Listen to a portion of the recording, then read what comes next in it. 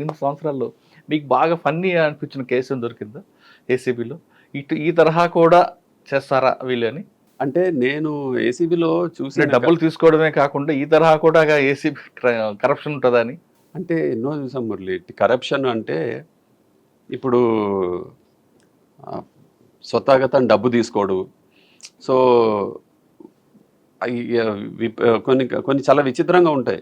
So అతను మనము ఎవరినైతే మనం అరెస్ట్ చేస్తున్నామో అతని దగ్గర రిసీవ్ చేసుకుంటున్న డబ్బు అతనికి ఇతనికి లింక్ చేయడమే చాలా పెద్ద ఐ మీన్ ఇట్స్ అ పెద్ద బిగ్ టాస్క్. సో ఎవరైతే డబ్బు డిమాండ్ చేశాడో అతను డబ్బు ముట్టుకోడు. సో డబ్బు ముట్టుకోకుండా ఇంకెవరో థర్డ్ పార్టీకి ఇస్తాడు. తీసుకోమని చెప్పి ఇన్స్ట్రక్షన్ ఇస్తే వాడు తీసుకుంటాడు. అది తీసుకొని కొంతమంది డ్రైనేజ్లో పడిపోయిన వాళ్ళు ఉన్నారు, కొంతమంది నోట్లు దీన్ని మింగేసిన వాళ్ళు ఉన్నారు, సో నవిలేసిన వాళ్ళు ఉన్నారు, డ్రైనేజ్లో పడేసిన వాళ్ళు ఉన్నారు. సో డ్రైనేజ్లో పడిన వాటిని కూడా మేము తీసి మళ్ళీ రికవర్ చేసిన వాళ్ళు ఉన్నారు. మా స్టాఫ్ మెంబర్స్ ఎంత డెడికేటెడ్గా చేస్తారంటే ఏసీబీలో. సో మనకి అతను రెడ్ హ్యాండెడ్గా పట్టుకోవడమే కాదు, ఆ అమౌంట్ సీజ్ అవ్వడం కూడా అంతే ఇంపార్టెంట్. సో ఈ రెడ్ హ్యాండెడ్గా మనిషి దొరికిన తర్వాత అమౌంట్ దొరకకపోయినా కూడా ఇబ్బందే. సో కొంతమంది ట్యాంక్లో ఫ్లష్ ట్యాంక్లో పడేయడము, కొంతమంది పరిగెత్తుకుంటూ వెళ్ళిపోయి డ్రైనేజ్లో పడేయడము, అటువంటివి కూడా రికవర్ చేయడం జరిగింది. కొంతమంది డబ్బులు తీసుకుంటేనే కరప్షన్, ఇన్ఫ్లుయెన్స్ చేస్తే కరప్షన్ కాదంటారు? డబ్బులు తీసుకోవడం అయితే ఏదన్నా పని వృత్తిరీత్యా మనం చేయాల్సిన పనికి డబ్బు డిమాండ్ చేసి తీసుకున్న తర్వాత పని చేస్తే అది కరప్షన్ ఖచ్చితంగా. దానికేమి ఇంకా అనుమానం లేదు. అది దానికి శిక్ష పడవలసిందే, అరెస్ట్ అవ్వాలి. ఒకవేళ మన నోటీస్కి వస్తే ఏసీబీ నోటీస్కి వస్తే అరెస్ట్ చేయాలి, అది ప్రాసిక్యూట్ చేయాలి. రెండోది ఏంటంటే ఇన్ఫ్లుయెన్స్ చేయడం కూడా మెంటల్ ఇంటెగ్రిటీకి సంబంధించింది ఏదైతే ఉందో, మనము ఇంటెగ్రిటీని సాక్రిఫైస్ చేస్తూ మనం ఎవరినైనా ఇన్ఫ్లుయెన్స్ చేసామా అంటే అది కూడా ఏదైనా లాభానికి చేస్తే తప్పు. అప్పుడు ఇంకెవరికైనా నేను హెల్ప్ చేయాలి. ఇప్పుడు మురళి నా దగ్గరకు వచ్చి రిక్వెస్ట్ చేశాడు, సార్ ఇది ఇట్లా ఉంది, మీరు న్యాయం చేయండి, ఇది చెప్పండి అంటే మురళిది కరెక్ట్ అని తెలిసిన తర్వాత ఎవరికన్నా మనం ఫోన్ చేసి చెప్పడము, ఇది మీరు తప్పు చేస్తున్నారు, ఈ రకంగా చేయండి అని చెప్పడంలో అది తప్పు కాదని నా ఉద్దేశం. ఓకే. కానీ కొంతమంది ఆఫీసర్లు సినిమా టికెట్ల కోసం లేదా ఇంటి ముందు బస్సు ఆపించడం, ఇటువంటి కూడా దాని వస్తుంది అంటారా? సినిమా టికెట్లు ఎవరి దగ్గర పెట్టించడం తప్పు కదా. అంటే మేము సినిమా వాడొద్దన్నాడు, మేము అడిగాం కానీ వాడొద్దన్న డబ్బులు అంటారు. లేదా ముందే వెళ్ళి టికెట్లు బ్లాక్ చేయడం, సీట్లు బ్లాక్ చేయడం. ఇవన్నీ చాలా చిన్నవి. సరే కొన్ని ఏరియాస్లో ఇప్పుడు మేమందరం డిఎస్పీలుగా చేసాం. ఇప్పుడు థియేటర్కి వెళ్తే అమలాపురంలో డబ్బు ఇచ్చి టికెట్ తీసుకునే వాళ్ళం. సో ఇవన్నీ కూడా నేను చాలా వరకు ఇటువంటివి ఏవైతే ఉన్నాయో ఇవన్నీ యోగానంద్ గారి దగ్గర కూడా కొన్ని చూసి నేర్చుకున్నా. థియేటర్కి వెళ్తే టికెట్లు ఇవ్వడం, టీ తాగితే డబ్బులు ఇవ్వడం, ఇవన్నీ కూడా ఖచ్చితంగా చాలా ఏళ్ళ వరకు పాటించాను. పూర్తిగా నేను చెప్పలేను కానీ చాలా ఏళ్ళ వరకు పాటించాను. చాలా ఏళ్ళ వరకు ఎస్ ఖచ్చితంగా. సో పాటించడం జరిగింది. సో ఇప్పుడు థియేటర్కి మనం వెళ్తుంటే వాళ్ళు ఏదో కొన్ని సీట్స్ బ్లాక్ చేయడంలో అది కరప్షన్ అంటే కొంచెం అది ఎక్స్ట్రీమ్. ఓకే సార్, కరప్షన్లో ట్రాప్ నుంచి పక్కన పెడతాం. డిఏ కేసులు ఉంటాయండి. డిఏ కేసు వెళ్ళిన తర్వాత మీరు అక్కడ ఏం చూసాం ఏం లేదరా అనుకుని వస్తున్న సమయంలో మంచి ఒక బ్యాగ్ దొరికింది అనుకోండి, అటువంటి సంఘటన మీకు ఎదురయ్యా? అంటే ఒక కేసులో కుకట్పల్లిలో ఒక కేసు ఇంకా అంతా అయిపోయింది అని ఇంకా మా వాళ్ళంతా ఇంకా నిస్పృహతో ఉన్నప్పుడు 70 లక్షలు క్యాష్ సీజ్ చేయడం జరిగింది. సో అదంతా ఒక కాట్ వెనకాల అల్మార్లో మొత్తం అంతా స్టాక్ చేసి ఉంచాడు. సో ఆ 70 lakhs క్యాష్ ఆ రోజుల్లో చాలా పెద్ద అమౌంట్ అది. సో అది దొరికింది. సో అది చాలా షాకింగ్ అనమాట. సో అట్లా దొరికినందుకు చాలా సంతోషించాం. సో అతను చాలా బాధపడి ఉంటాడు కానీ అది డిపార్ట్మెంట్ పరంగా అది ఒక మంచి రికవరీ. అది ఇంకో కేసు కూడా ఉంది ఆనందరావు నగర్లో. జడ్పీ జిల్లా పరిషత్ హౌసింగ్ బోర్డు సంబంధించిన ఆఫీసర్ ఇంట్లో మీరు డిఏ కేసుకు మీరు వస్తారు. ఇళ్ళంతా మీ వాళ్ళు వెతికారు, ఏమీ దొరకలేదు. లాస్ట్లో మీరే పైన గోను సంచి కరెక్ట్ దొరికింది, క్యాష్ దొరికింది. అట్లా చాలా సందర్భాల్లో అంటే వాళ్ళు ఎందుకంటే అంత క్యాష్ పెడతారు? ఇల్లు చూస్తే సింపుల్గా ఉంటుంది. సింపుల్. ఆ రోజు ఇల్లు చూస్తే అసలు అది పైకి వెళ్ళాం, చాలా అన్హైజీనిక్ కండిషన్ లో ఇల్లు మెయింటైన్ చేయడము. అది చూస్తే అసలు అంత డబ్బు పెట్టుకొని అటువంటి లైఫ్ కూడా ఎంజాయ్ చేయలేరు ఎట్లాగో. ఎందుకంటే తెలుస్తుంది కదా, మనం ఈరోజు డబ్బు నువ్వు కష్టపడిన డబ్బుతోనే ఏం కొన్నా ఏమి కాదు, నువ్వు లీగల్గా సంపాదించిన డబ్బుతో ఏమి కొన్నా ఏమి కాదు.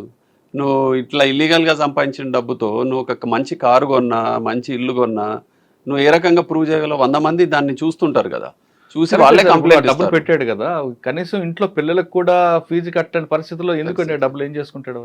అదే కదా గ్రీడ్ అంటే. అంటే రేపు ఎప్పటికైనా దాన్ని వాడదాం, రిటైర్ అయిపోయాక అన్నది ఎప్పుడు వాళ్ళ మాట్లాడండి, ఉద్దేశం. ఆ 1000 రూపాయల నోట్లు పూర్తిగా అది ఆగిపోయాయి. 99% ఎవరైతే కరప్ట్ మనీ ఆ రకంగా సంపాదించి దాచుకుంటున్నారో వాళ్ళు ఖచ్చితంగా అనుభవించలేరు. వాళ్ళు సర్వీస్ టైంలో అయితే అనుభవించడం చాలా కష్టం. ఎందుకంటే 100 మంది కంప్లైంట్ ఇస్తారు. వాళ్ళ ఓన్ రిలేటివ్స్ కావచ్చు, దగ్గరున్న ఫ్రెండ్స్ కావచ్చు, చుట్టుపక్కల చూసేవాళ్ళు, వాళ్ళ స్టాఫ్ మెంబర్స్ ఎవరో ఒకరు ఖచ్చితంగా కంప్లైంట్స్ ఇవ్వడమే జరుగుతుంది. ఈ రోజుకి ఇస్తున్నారు ఏసీబీలో. ఫాల్స్ వస్తుంటాయండి. ఫాల్స్ కాదు, అంటే ప్రొఫెషనల్ జెల్స్ మీద కూడా ప్రొఫెషనల్ జెలసీగా కారణం ఏదన్నా కావచ్చు. ఒక వ్యక్తి ఇల్లీగల్ గా డబ్బు సంపాదించి దాన్ని ఎంజాయ్ చేయడానికి ప్రయత్నం చేస్తే మాత్రం ఏదో రకంగా ఇన్ఫర్మేషన్ అయితే వస్తుంది. సార్ మీ సర్వీస్లో మున్సిపల్ కమిషనర్ మీద రైడ్ చేస్తారు, ఆయన డిఏ కేసులో అరెస్ట్ చేస్తారు. అదే మున్సిపల్ కమిషనర్ తర్వాత మినిస్టర్ అవుతారు. మీరు అప్పుడు మంచి పొజిషన్ ఉన్నారు. ఆయన అప్పుడే ఎదురుపడ్డారు మీకు? ఎదురుపడ్డాం. ఎందుకు? అంటే చాలా ఫంక్షన్స్ లో ఎదురుపడ్డాము. అఫీషియల్ ఫంక్షన్స్ లో, ప్రైవేట్ ఫంక్షన్స్ లో. లేదు లేదు, ఏం లేదు. ఆయన ఎప్పుడు చూసినా పలకరించేవారు. నేను కూడా మినిస్టర్ అయిన తర్వాత నేను కూడా సార్ అనే పలకరించడం జరిగింది. ఆ తర్వాత ఏది ప్రొఫెషనల్ గానే డీల్ చేస్తాం మనం, ఏది కూడా పర్సనల్ గా ఏమీ ఉండదు. సో అప్పట్లో కేసు అయినప్పుడు అది ప్రొఫెషనల్ గా చేసాం. తర్వాత ఆయన కూడా ఫైట్ చేసి దాన్ని క్లియర్ చేయించుకున్నారు. తర్వాత ఎక్కడ కలిసినా సరే ప్రొఫెషనల్ గానే ఉండేది. ఆయన కూడా దాని గురించి అసలు మనసులో పెట్టుకోలేదు. Okay sir. ఏసీబీ తర్వాత అండి? ఏసీబీ తర్వాత అప్పుడు ప్రసాదరావు గారి దగ్గర లాస్ట్ నేను పనిచేశాను. ప్రసాదరావు గారు డీజీగా ఉన్నప్పుడు. ప్రసాదరావు గారు పాపం అప్పుడు శ్రీనివాస్ ఇంకెంతకాలం పనిచేస్తావు నువ్వు వచ్చే ఏసీబీ నుంచి. అప్పుడు సార్ డీజీగా వెళ్ళిన తర్వాత నేను అప్పటికే నాకు ట్రాన్స్ఫర్ అయ్యి నేను సిఎస్డబ్ల్యూకి వెళ్ళాను. సిఎస్డబ్ల్యూలో ఒక 9 months అట్లా చేసిన తర్వాత ప్రసాదరావు గారు డీజీ అయిన వెంటనే ఆయన డిఎస్పీ బాలానగర్ పోస్టింగ్, నువ్వు వచ్చే డిఎస్పీ బాలానగర్ పోస్టింగ్ ఉంది అంటే నేను బాలానగర్ సార్ వస్తానని చెప్పి అప్పుడు డిఎస్పీ బాలానగర్, డీసీపీ బాలానగర్గా వెళ్ళడం జరిగింది. సార్ బాలానగర్ కాకముందు మీ బ్యాచ్మెంట్స్ అందరూ ఒక్కొక్క జిల్లా చేస్తుంటే మీరు మాత్రం జిల్లా చేయకుండా అలా ఉన్నారు కదండి, బాధ అనిపించలేదు ఎప్పుడు కూడా? నాకు ఎప్పుడు లేదు, నాకు బాధ ఎప్పుడు అనిపించలేదు. అసలు జిల్లా చేయాలని నేను ఎప్పుడు అనుకోలేదు. నాకు ఒక జిల్లా చేస్తావా అని అడిగిన సందర్భాలు ఉన్నా కూడా నేను వద్దని చెప్పాను. ఎందుకంటే అంటే లేదు అట్లనే, నాకు వేరే ఉద్దేశం ఏం లేదు. మా డాటర్ టెన్నిస్ ఆడేది. సో తనకి ఇక్కడే సిటీలోనే ఆ ఫెసిలిటీ అంతా ఉంటుంది కనుక నేను ఇంకా వేరే జిల్లాకి వెళ్తే కొంచెం పర్సనల్గా కూడా నాకు ఫ్యామిలీ పరంగా ఇబ్బంది అవుతుందని నేను రిక్వెస్ట్ చేసేవాడిని.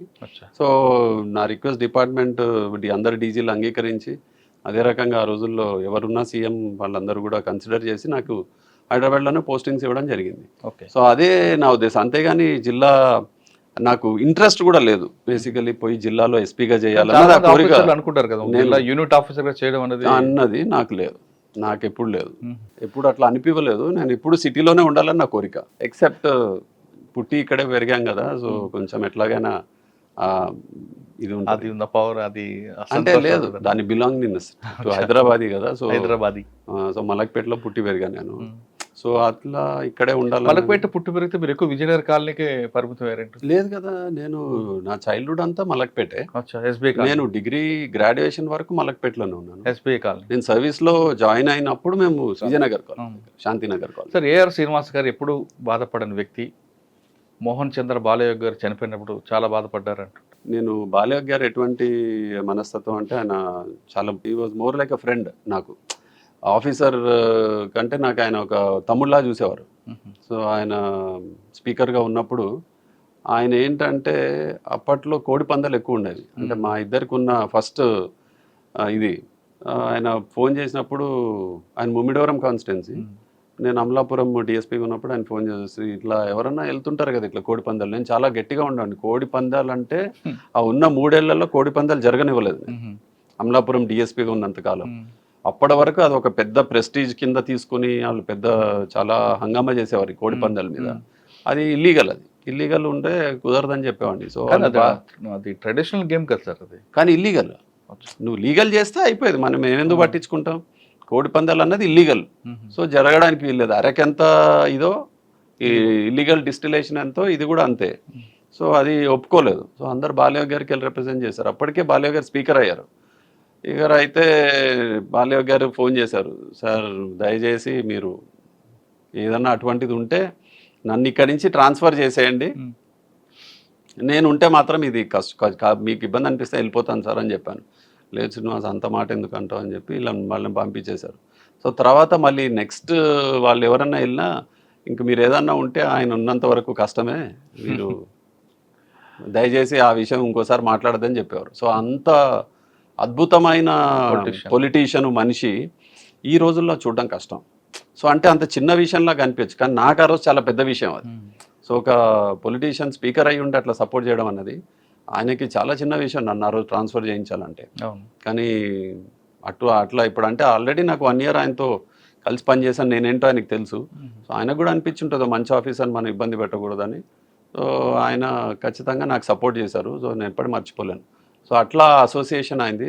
ఆ రోజు ఆయన చనిపోయిన రోజు దేశం అంతా ఎంత బాధపడ్డదో అంతకంటే 100 రెట్లు నేను బాధపడ్డాను. సార్ బాలానగర్ వచ్చారు, బాలనగర్ డీసీపీ. మీరు ఆల్రెడీ పనిచేసిన బాలానగరే, మీరు వచ్చేసరికి మార్పు వచ్చిందా?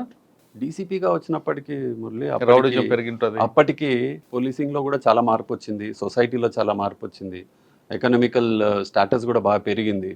సో అప్పట్లో నేను డిఎస్పీగా చేసినప్పుడు నేను ఇంతకుముందు చెప్పినట్టు ఇండస్ట్రియల్ లేబర్ అన్రెస్ట్ ఉండేది, రోజు ధర్నాలు జరిగేవి, ఫ్యాక్టరీలు మూతలు పడేవి.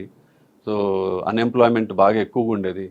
సో అది 99లో ఏదైతే ఉందో 2013కి చాలా మారిపోయింది. కానీ ఒక రౌడీ షీటర్ మీకు ఎదురయ్యాడు కదా మీకు జేడిమెట్లో ఉన్నప్పుడు వాడిని. అంటే ఇది ఫస్ట్ ఎందుకు మారింది అని అంటే అప్పటికే కొద్దిగా ఎకానమీ కూడా ప్రోగ్రెస్ అయింది. సో అంత ముందున్నంత పావర్టీ కూడా ఎక్కడా లేదు, రియల్ ఎస్టేట్ కూడా భూమిలో ఉన్నింది. సో అదంతా అయ్యేసరికి రౌడీజం తగ్గింది. నేను డీసీపీ బాలానగర్కి వచ్చినప్పటికీ రౌడీజం తగ్గింది. డిఎస్పీకి డీసీపీకి చాలా మార్పు ఉంది, సొసైటీలో కూడా చేంజ్ వచ్చింది. అప్పుడున్నంత బ్యాడ్గా ఎకనామిక్ కండిషన్ కూడా లేదు, ఎంప్లాయ్మెంట్ కూడా బెటర్ అయింది. సో న్యాచురల్గా ప్రాబ్లమ్స్ కూడా తగ్గుతాయి, కేసెస్ కూడా అప్పుడున్నంత ఆ రాబరీలు, ఆ ట్రెడిషనల్ కేసెస్, డెకాయిటీలు అవన్నీ కూడా క్రమంగా తగ్గాయి అప్పటికి. కానీ మీకు ఒక జీడిమెట్లో రోడమైసరి నగర్లో రౌడీ షీటర్ ఉంటాడు కదా, ఎదురయ్యాడు కదా, మీ టైంలో వాడిని అరెస్ట్ చేసి పంపించారు. ఎవరు రారు అనుకున్నారు కానీ కరెక్ట్, నన్ను ఎవరు టచ్ చేయలేడు అనుకున్నాడు ఆయన. అట్లా చాలా మంది అనుకున్నారు. ఏంటంటే వాడు కొత్త దాస్ దగ్గర మన ఇక్కడ శ్రీశైలం యాదవ్ దగ్గర నుంచి చాలా మంది ఆ రోజుల్లో చేశారు, తర్వాత చాలా మంది మారిపోయారు. కానీ జీడిమెట్ల రౌడీ షీటర్ గురించి చెప్పండి. పేరు ముస్లిం అనుకుంటా. కరెక్ట్, అరెస్ట్ చేశాం కదా. అవును, వాడి ఇంట్లో కుక్కలు ఉంటాయి, కరెక్ట్, సీసీ కెమెరాలు అన్నీ పెట్టాడు. అది ఏం పేరు, జీడిమెట్ల లిమిట్ సెట్ సల్మాన్, జీడిమెట్ల మొత్తం కెమెరాలు నాకు ఎవరు టచ్ చేయలేదు. వెళ్ళాము, లోపల కెమెరాలు అన్నీ ఉన్నాయి, అవన్నీ పీకేసాము, అన్ని అరెస్ట్ చేసాము, తీసుకొచ్చాము. సల్మాన్ ఏదో ఉంది, సల్మాన్ కాదు ఏదో మంచి పేరే. సో అట్లాంటి పేరు ఉంది, కరెక్టే అది. సో అంటే ఎవరు కూడా నన్ను టచ్ చేయలేరు అని అనుకుంటే చాలా అది ఇంకా అంతకంటే అమాయకత్వం ఏమి ఉండదు. వాళ్ళు పోలీస్ ఉన్నదే టచ్ చేయడానికి, తప్పు చేస్తే. ఇక నన్ను టచ్ చేయలేరు అని అనుకుంటే అది మూర్ఖత్వం, అవివేకం. సో అట్లా అనుకున్నాడు ఖచ్చితంగా. మాకు ఎవిడెన్స్, స్ట్రాంగ్గా ఎవిడెన్స్ ఉంది, బిల్డ్ అయింది, పోయాము. లోపల చూస్తే అన్ని కెమెరాలు పెట్టుకుని, అన్ని సీసీ కెమెరాలు పెట్టుకొని అతను ఆ రకంగా అనుకున్నాడు ఆ రోజు. కానీ అయిపోయింది కేసు. బాలానగర్ తర్వాత అక్కడి నుంచి శంషాబాద్ వెళ్ళాను. మన ఆనంద్, సివి ఆనంద్ గారు సిపి. సో బాలానగర్ నుంచి ఆయన శంషాబాద్కి రిక్వెస్ట్ చేశారు సివి ఆనంద్ గారు. సో శంషాబాద్కి పోస్టింగ్ ఇచ్చారు. సో అక్కడ శంషాబాద్లో కూడా అదే, ఇంకా ఇప్పుడే జస్ట్ రియల్ ఎస్టేట్ అంతా విస్తరిస్తుంది. సో దానికి సంబంధించి అక్కడ అప్పుడే క్రైమ్, రియల్ ఎస్టేట్ షిఫ్ట్ అయింది. సో ట్రెడిషనల్ క్రైమ్స్ నుంచి ఇప్పుడు రియల్ ఎస్టేట్ క్రైమ్స్, భూ కబ్జాలు, తర్వాత వీటి ఆక్రమణలు, ఇటువంటి కంప్లైంట్స్ ఎక్కువ వచ్చేవి. సో శంషాబాద్లో అది కాకుండా airport policing was very good, అది ఒకటి ఇంట్రెస్టింగ్. సో అక్కడ ఎయిర్పోర్ట్, కొత్త ఎయిర్పోర్ట్ కదా, సో అప్పుడు లైజన్ చేయడం ఆ ఎయిర్పోర్ట్తో, సో వాళ్ళ జిఎంఆర్ స్టాఫ్తో, తర్వాత ఇమిగ్రేషన్, మిగతా స్టాఫ్ ఎవరైతే బార్డర్ స్టాఫ్ ఉందో వాళ్ళతో. ఓకే, అక్కడ మీకు బాగా గుర్తుండిపోయిన కేసు ఉంది? శంషాబాద్ నాకు సంబంధించినంత వరకు చాలా పీస్ఫుల్గా అయిపోయింది అక్కడ. టెన్యూర్ పెద్ద క్రైమ్ కూడా ఎక్కువ ఏం లేదు అక్కడ. ఇప్పుడు ఎప్పటికీ కూడా అక్కడ రాజేంద్ర నగర్ ఒకటి మోస్ట్ ఇంపార్టెంట్, మైలార్దేపల్లి, అక్కడ కొన్ని అఫెన్సెస్ అవి జరిగేవి, కానీ పెద్ద అంత ఎక్స్ట్రీమ్ అఫెన్సెస్ ఏమీ ఎప్పుడు లేవు, అంత పీస్ఫుల్గానే ఉండేది ఏరియా.